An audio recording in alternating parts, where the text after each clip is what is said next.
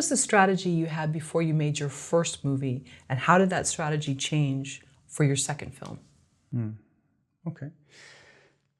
First movie, it was just about getting it out. And with the first movie, you're like, oh, this is gonna be on Netflix. You're so optimistic, and you need that optimistic to carry you through your career. But the main thing about it was I had to prove to myself that I can get it done. So the strategy on the first one, there was no strategy. It was like, hey, let's make this movie. So I made the movie and I kind of winged it. The whole movie was just winged. I did create a shot list and everything and realized I didn't use anything on the shot list. So now I don't even create shot lists. I look at the space that I have available to me and then I shoot accordingly. So with the first film, it was just about making it, right? With the second film, I knew that I went from step one. If Rex Park was step one, I knew Four Amigos was step 20. And I knew that's how I wanted to take it. So I had to plan a little more. So first, my thought process, and I'll go over through the whole thought process. And let me just say this to any filmmaker out there. Your film, no matter if it has $1 million budget, a $0 budget, or $500,000 budget associated with it, your film will be judged against other high-level Hollywood films with massive budgets, with a talented crew. It doesn't matter. It's always going to be judged against that because the viewer, that's what they watch and that's what they know and that's what they're used to. So they're always going to judge your film against that.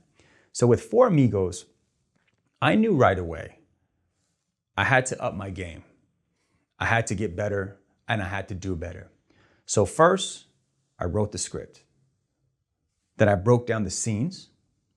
Then I applied locations to scenes.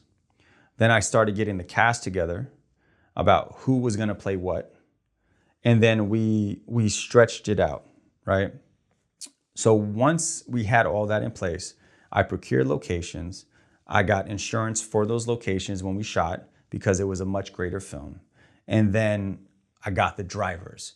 The drivers came from my months and months and months of procuring drivers, emails, their cars, listing that out and getting that email list ready. Then once all of that was planned, I had my Blackmagic, I had my 24 through 105 mil lens, I had my really powerful light, I had a shoulder rig, and I had a Shein Weeble S gimbal that had no business holding the Blackmagic Pocket Cinema camera, right? It wasn't strong enough.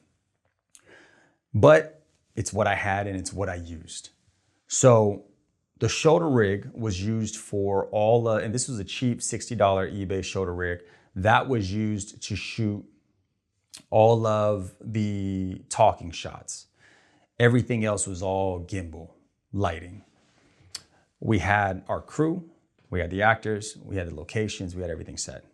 And then we just pounded away and shot and shot and shot and shot. Now, you have to know that when you're shooting, if you're a filmmaker, if you shoot 6K, 3:1, you're gonna run out of storage really fast. And then you have to ask yourself, how much storage do you have at home to transfer your footage?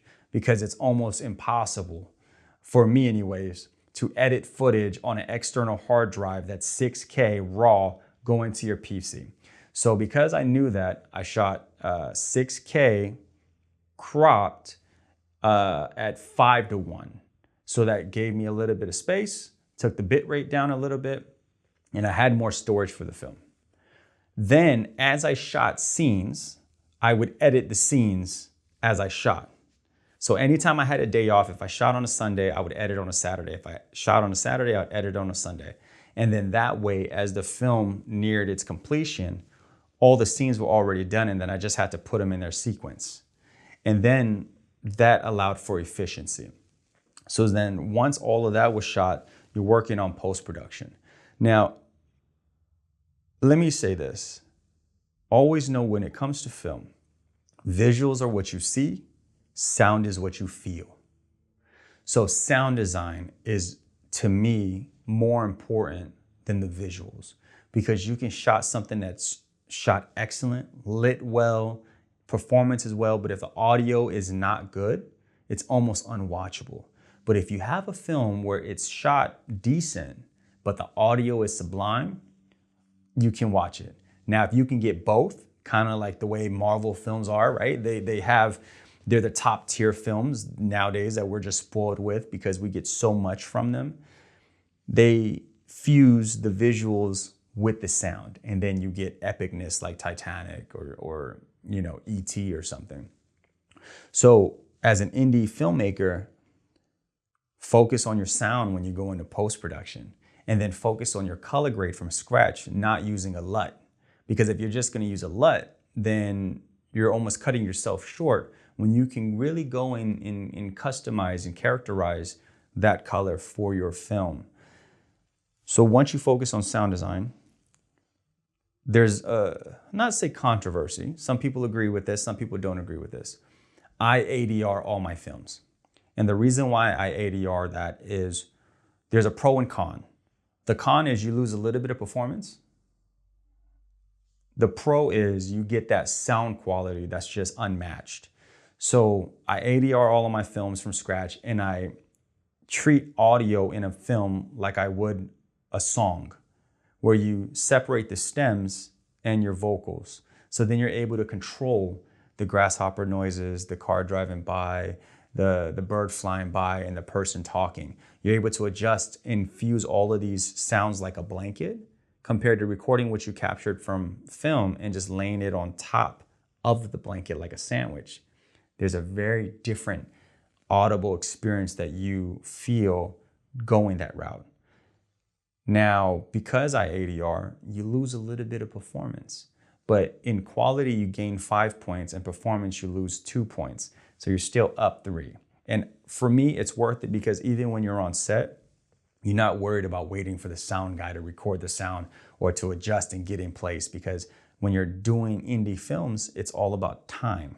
It's all about time. I don't even use the board that says, okay, scene 1, take 3. I don't do any of that because I know I'm going to ADR and I know I'm going to do all the sound in post.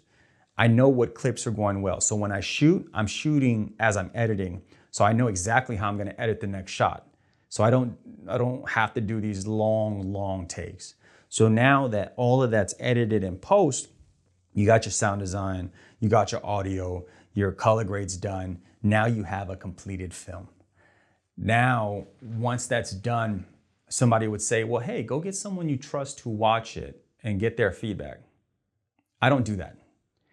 Because if I'm painting a picture, I'm not asking you to say, hey, should I add this red color here? Nah, I'm the one painting, right? Now, it's different. If you have a $100 million film, you got to make sure that the audience receives it well so you can recoup that money.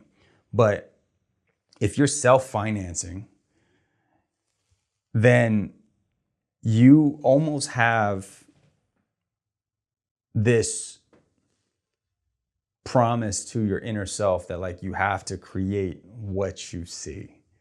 So I don't wait for someone's approval. No agent, no manager, no casting director, no producer, no executive to tell me that the final cut is the final cut. I don't wait for the approval to tell me that I can go make it. I just make it. So once I'm finished with the film and I watch it, I'll watch it with my brother and I'll say, okay, kind of go over it like, okay, no, that was good. Or if something is so jarring after sitting with it for 6 months editing or 3 months, we're like, all right, we got to take that out. Then yes, we'll take it out. But as far as reshooting and just changing the whole feel of the movie, whatever comes over me as I'm creating, that's what the universe gave me to paint and what it said to do at that time. Because you got to remember, like, when you create a film, it's your film. It's not Johnny's vision, because if it was Johnny's vision, then Johnny would go write and create that film. It's your vision. So be confident and comfortable with what you create and know that it's okay. It's okay for you to create. It's okay for you to be great. It's okay for you to be the best version of yourself. It's okay to be happy. It's okay for you to mess up. It's okay to not succeed on your first try. It's okay to get up after you got knocked down. It's okay to fail. It's okay to succeed. It's okay to be who you are as a human being. It's okay. And film is not the end all be all. Life goes on beyond film. Film is what you do. Film is what you create. Film is the piece of you that you give out to the world, but film is not who you are.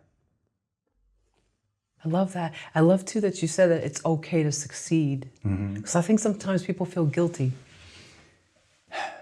Yeah, you don't feel like sometimes you're good enough.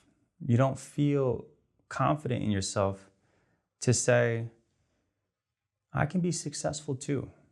I can do what Spielberg did. I can be that too. And I think, when they talk about like something like imposter syndrome or anything like that, like, no, it's okay to be like, yeah, I can make movies. I can do it well. I can do what they can do at a high level. I can do that. It's okay, because cocky is only cocky if you're not able to back it up. Confidence is knowing that you already did it and you can do it again. And you're going to need confidence to get you where your vision is at, because a vision is only you seeing what is possible if you stick to the plan and you go and get after it. That's all it is. So when I say, hey, it's okay to love yourself, right? It's okay to like yourself. It's okay to appreciate what you accomplish. Like, there's a lot of times where somebody will say, wow, man, you did an incredible job. And my response used to be, oh, thanks, man. I'm just trying to get like you. But that's such a bullshit response, because in reality, your response, it's okay to be like, thank you. I put a lot of work. I put a lot of effort into that. Thank you. I appreciate that you acknowledge that. Thank you. Compared to not letting yourself enjoy that praise. Not to say to get full of yourself, but when someone compliments you on your work, it's okay to accept it and not have to deflect it. It's okay to be great. It's okay. Like, I don't think we hear that enough. It's okay. Hey, if you're not good enough at something right now, put the effort in to get better and be good enough. But you don't have to be good enough to someone else. You have to be good enough to yourself. So when you look in the mirror and you're like, man, I'm happy with what I see, then you've succeeded in life. And that goes back to film. It's like, hey, you're good enough. Just keep swinging.